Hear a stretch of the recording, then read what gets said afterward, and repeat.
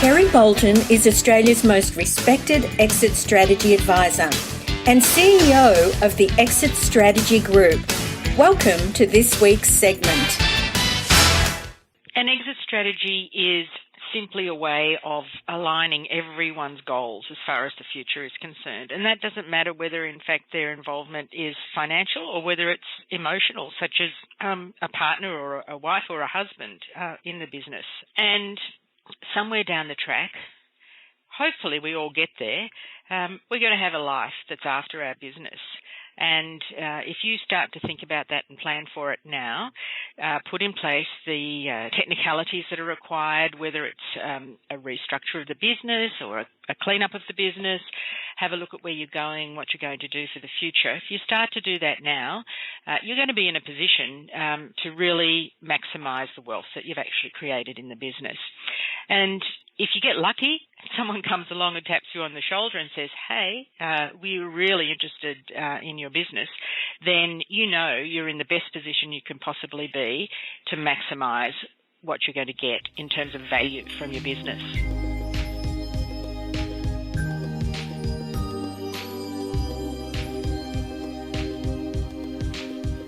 It's really important for a business to have an exit strategy because you need to understand what the end game is. And from a business person's perspective, that can be in 5 years, it could be in 10 years, it could be in 25 years. In fact, the best time to actually plan an exit strategy is when you're starting up your business, because it's about beginning with the end in mind.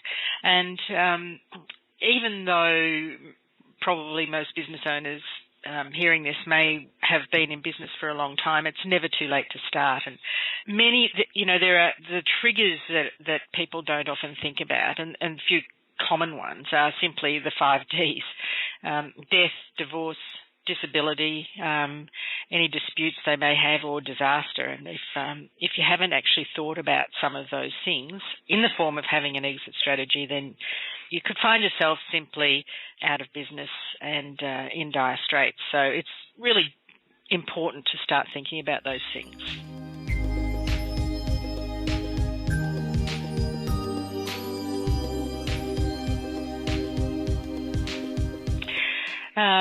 The best way for me to describe this is probably from my own personal experience when I was able to do a management buyout from a business from a large public company.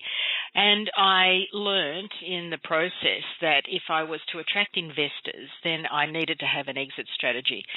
And simply put, that means how is the investor going to get their money out of the business? Because they're not going to sit there and wait for 25 years while you have fun time. And I'd say fun time in quotes because business is always has its highs and its lows.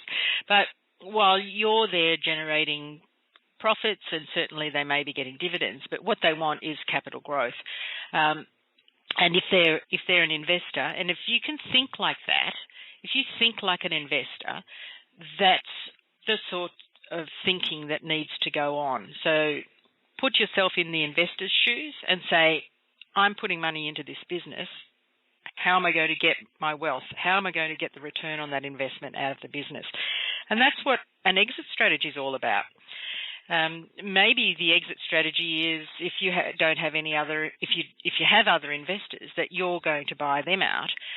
But then, of course, you've got to be able to plan for how you're going to do that in terms of the capital that's in the business, or how you're going to recapitalise the business if that's the case.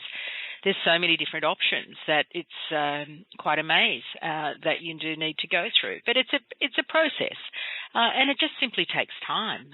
And that's the point that I'd really wanted to get across to so many people, is that if you give yourself enough time, then you can do it graciously, you can do it on your own terms, and you can do it in your own time frame, so that you're ready when the time comes and you want to call it and say, fine, 5 years from now, we really are going to look at moving on from the business.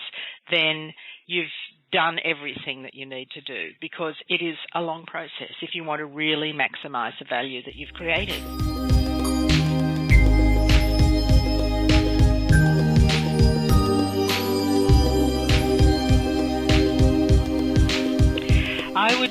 say that we're in a very poor position, unfortunately, because so many business owners are now approaching retirement. We have this huge wave of baby boomers who are reaching retirement age, and there's going to be an absolute tsunami of business sales.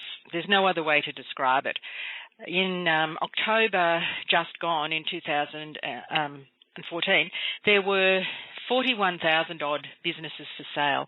That was the highest number of businesses for sale ever in recorded history. They were numbers from the Australian Institute of Business Brokers. And that's just the tip of the iceberg. We've only just started. The trend over the next 19, 20 years is that's simply going to grow. So there's a window of opportunity in the next 5 years or so to be slightly ahead, but after that, by 2024, 80% of Australian business owners will be over the age of 55. I mean, we're talking about 1.4 million. So there's huge competition coming for anybody who's really considering they may need to sell their business in that particular time frame. So Australia, as far as Australia is concerned, there's a lot of competition coming. And if you can even relate that to the real estate market, when there's a lot of properties on the market for sale, what happens to the price? It simply goes down because it's a buyer's market.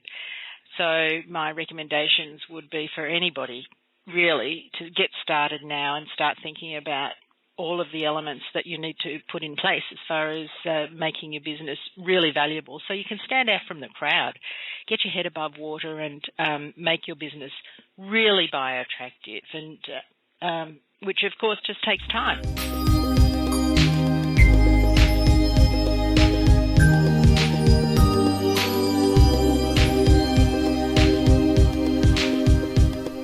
What I really wanted to do with the book was to explore the myths that so many people seem to believe, quite frankly, and be able to just give them some stimulation and food for thought. I mean, the whole notion of even thinking about an exit strategy is something that is foreign. You know, it's just simply, in fact, even the term exit strategy, it's simply something that isn't in most business owners' psyche, because you are so busy doing your business, you know, you just don't even think about, well, something else that might be 5 or 10 years down the track, and what am I going to do?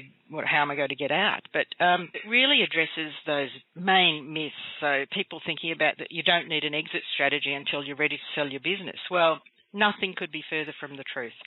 As I've said before, you need a time to get your business set up, make sure that you have thought about what it is that you're going to do after the business, who's going to be your likely successor, what do you need out of the business, what sort of money do you need when you're actually finishing work and going on to your next stage of life. Do you have any idea what your business is currently worth? That's another question, for goodness sake. You might think it's worth, as an example, let's say you think your business is worth $5 million. Have you tested that in the market? Have you got any idea exactly what it might be worth?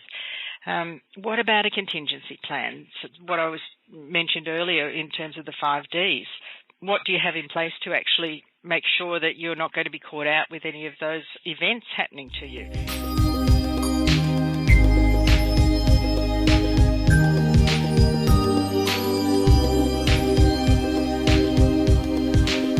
You know, my accountant is in fact my best friend, but I'd have to say he's not my best exit strategist as far as my business is concerned.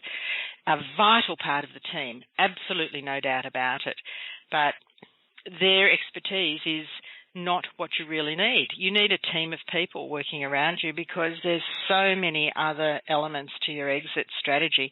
And people like transaction intermediaries, I mean, a business broker, or depending on the size of your business, maybe a mergers and acquisition specialist, or people in insurance. You need the lawyers, you need tax planners, you need estate planners. There's a whole raft of different advisors that you actually need. And as an exit strategist, my role really is to coordinate that team for you rather than for you to have to worry about it yourself. So I explain a lot of that in the book, and also too, I can't stress enough how important it is for you to actually start putting in place just the beginnings of the elements that you need to do so that you can give yourself enough time to get to the place where you want to be with how much money you want to have and what sort of lifestyle you want. Many of the other things that people also don't consider is what are they going to do after life after business, because I understand you've put your heart and soul into your business. You're getting up every day. That's what you do. The business is you. Even if you're in a business, and you do need, in fact, to have a business that's not revolving around you, because that's not saleable in any way, shape or form. So one of the elements that you do need to put in place, in fact, is to work out how you can replace yourself if that's the position that you find yourself in, and I talk about that in the book as well. But then there's the human side of it, and that is, well, I'm the business is me. So that's where you really do have to stop and think about, what am I going to do after the business? Will I move on to do some consulting work?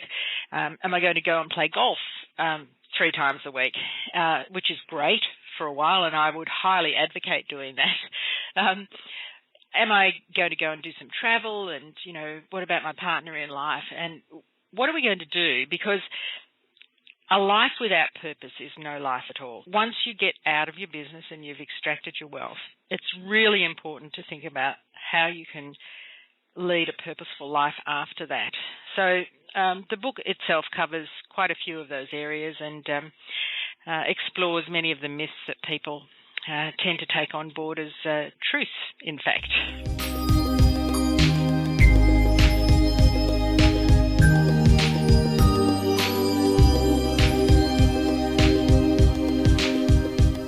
From my personal perspective, I think I can say that I've been through all of it. I've been through buying the business, finding the investors, learning that I had to have an exit strategy, which was a revelation to me, I must say, back then. Mind you, that's so many years ago now. And then being in the business, selling the business, having an earn-out period for a couple of years, understanding how difficult that is as well to have to be in, and then being out of a job, so to speak, after that, and then working out. I didn't actually even think about what on earth it was that I was going to do after that had happened. The thought hadn't occurred to me, and I realised then that I still needed to be doing something. So I did, of course, start another business, which was back in business coaching days, well before it became very popular. And it allowed me to work with so many business owners and be able to understand what they were going through and the sort of issues that they faced, because they were heading down the same path as I was. Also, too, I found that, and we had another business as well, which was in real estate, which we were able to sell in 2007. And we also faced, I faced with my husband then having, being diagnosed with cancer. So we had one of the Ds that, popped up. And so understanding what was needed, we already had in place the contingency plans that we had to have. So when he was diagnosed and finished up work, in fact, completely for 11 months, we had our proper insurances. We had our disability insurances. We had our trauma insurances. So we got financially, we had no issues whatsoever, and we were able to survive very comfortably for basically the year that he was completely out of work.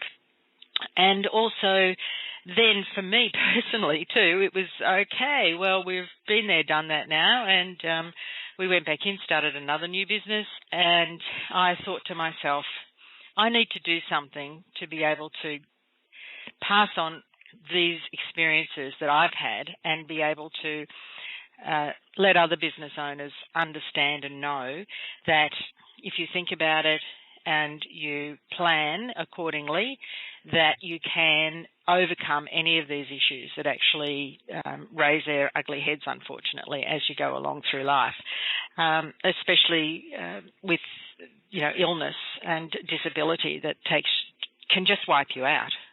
We were fortunate in that we learned about what we needed to do early on. So I want to make sure that I can pass that on to people. And I just simply love working with businesses. And I know business is my life. My children, of course, have grown up now, flown the coop, so to speak, although they do keep coming back. As we know, with Gen Y, that tends to happen a little bit. But I think you just need I understand. I need a purpose in life. So that's really why I'm doing it. I just want to make sure that we can raise awareness in particular and get some thinking around the process that's required to be able to develop an exit strategy for yourself and for your business and lead a purposeful life once you've done that.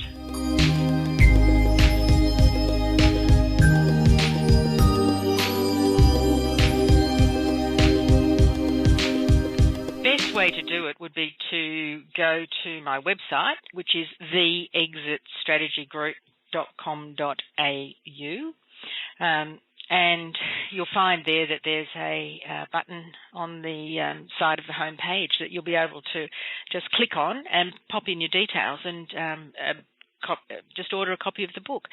If you'd like to book a free breakthrough consultation, that's you'll find there's a spot there that you can actually click on to book that as well. So go right ahead. I would love to get my book out there to many more people and be able to start a movement and an understanding in the Australian marketplace about exit strategies. Just get it top of mind and start working on it so you can really extract your wealth.